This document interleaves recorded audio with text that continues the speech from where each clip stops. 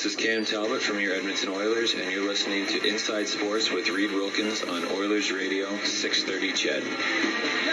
Cam Talbot playing well lately. It was Al Montoya in for him last night as the Oilers got that crazy 6-5 win over the Anaheim Ducks. Oilers back at it tomorrow against the San Jose Sharks. 7 o'clock face-off show here on 630 CHED. Game at 8:30, so we'll have an hour of Inside Sports from 6 to 7. Yeah, Nikita Kucherov ruled out of tonight's game between Tampa Bay and Toronto. Suffered an undisclosed injury. Just seeing Chris Johnston putting that out there on Twitter.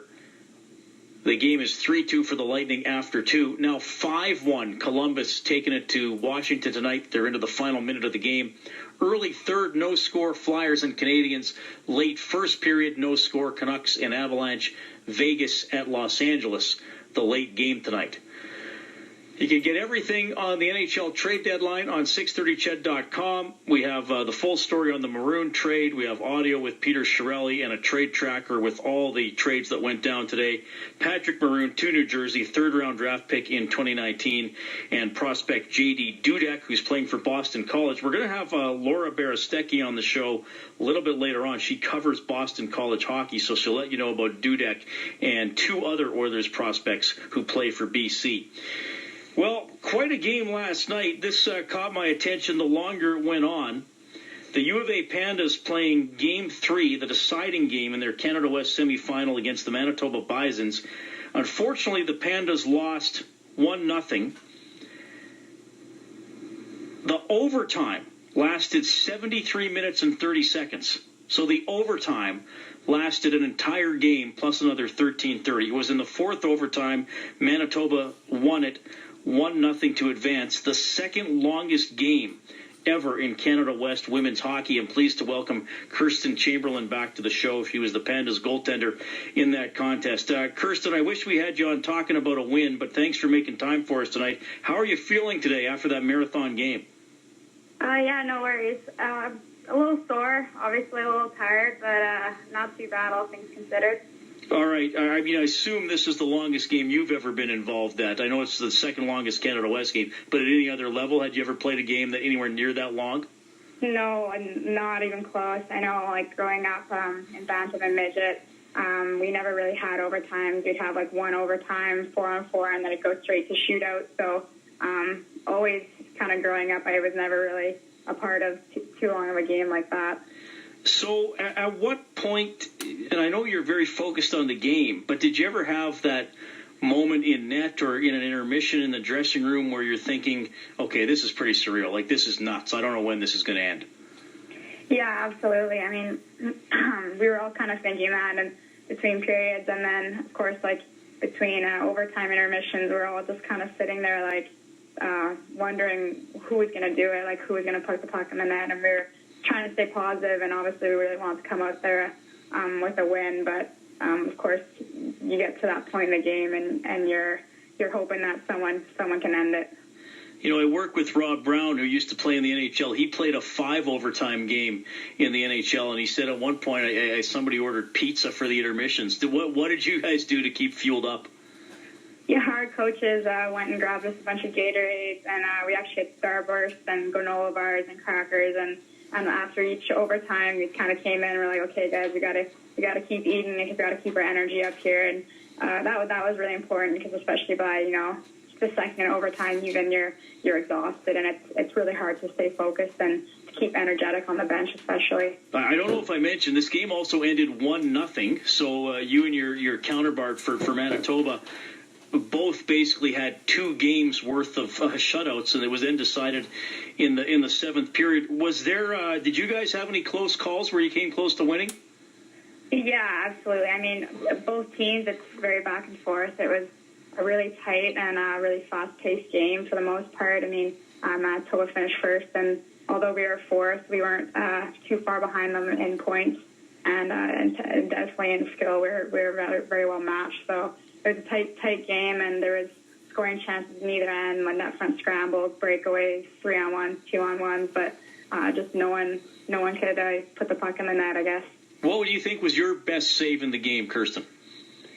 My best save of the game, I would say there was a point where there was a bit of a miscommunication in our D zone, and the puck got fired up to the point, and one of their leading scorers took a one-timer, and I was able to get that one, so I was pretty pumped about that. I mean, I hate to ask you this, but it is part of the story. Can you tell us about the goal that went in and, just how you dealt with it in those first few moments after the season ended? Yeah, for sure.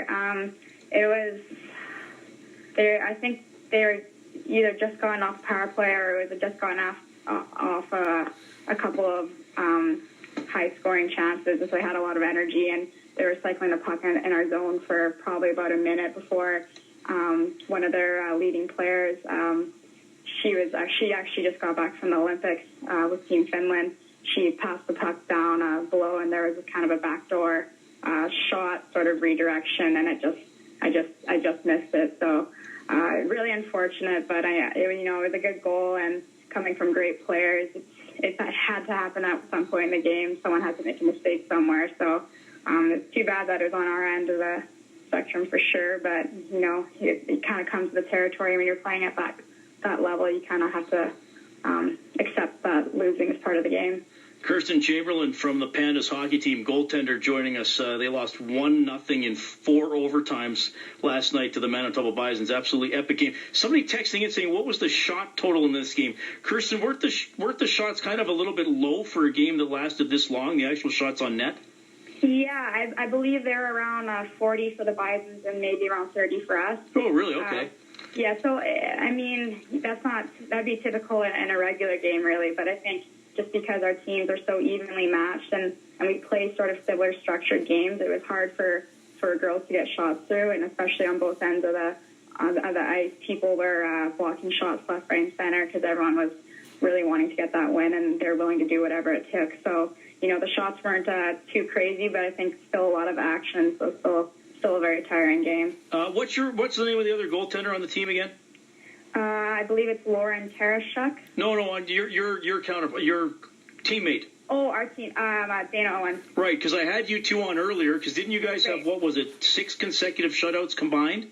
Yeah, we did. Right, so, and then I know you guys allowed a goal that weekend and were a few minutes short of the Canada West record, and I was immediately blamed by the U of A PR department, but my interview jinxed you guys, so you didn't get the record. Tell me, why, like even historically, you can go back several years, why are women's university hockey games generally so low scoring? Is it all goaltending? Is it system? Is it maybe the offensive players don't finish as often as in the men's game? Why do you think? I think it's maybe a combination of a little bit of all those things. I think especially this year, the goaltending in our league was extremely strong. Take a look at our goaltending style leaders, the numbers were unheard of, and I think this year there was a big push for our goalies and to compete for that top spot. And I think as well we lost some of our big name players who graduated last year who were putting pucks in the net. So I think you lose some of those goal scorers, and then naturally goaltenders are playing a little bit better, and they're improving every year they go on. What made you want to be a goalie? It's a great question. I mostly just liked the equipment when I was young. I like to be able to design equipment and, pick a helmet, and I can design a helmet that's all my own. And I think I also kind of like to have control of the game. I like knowing that if I do everything I can, then I can give my team the best chance to win, and I can always be a deciding factor in a game. Right on. Well, you had an incredible season. Sorry it didn't work out last night. I wish we were talking about a preview of the Canada West final rather than this, but a memorable game nonetheless. Now that I guess you don't have to practice this week, what are you going to do with yourself? Are you going to go to the men's games on the weekend or what? Yeah, I think some of us are going to go out and support the guys' teams, but also right now we're really focusing on school. We're in the middle of midterms and whatnot, so a lot of girls are pretty stressed out over that, so it's good that we got some time to relax and focus on our studies for sure. So no relaxation from the... What are you studying again? I'm in Bachelor of Science with a major of Psychology.